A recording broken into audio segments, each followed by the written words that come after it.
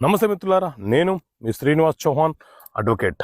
మిత్రులారా, ఏ మైనర్నైనా మనం ఒక వ్యాపార సంస్థలో భాగస్వాములుగా అతన్ని చేర్చుకుంటే నష్టాలలో అతను పాలు పంచుకోవడానికి అవకాశం ఉంటుందా?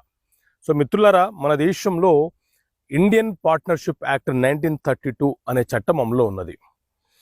ఈ చట్టంలో మొత్తం 77 సెక్షన్స్ ఉంటాయి. అందులో సెక్షన్ 30 ఏం చెప్తుంది అని అంటే, ఎప్పుడైనా సరే ఎవరైనా ఒక మైనరు ఒక వ్యాపార సంస్థలో భాగస్థుడుగా ఉన్న సందర్భాలలో అతను లాభాలలో పాలు పంచుకోవచ్చు.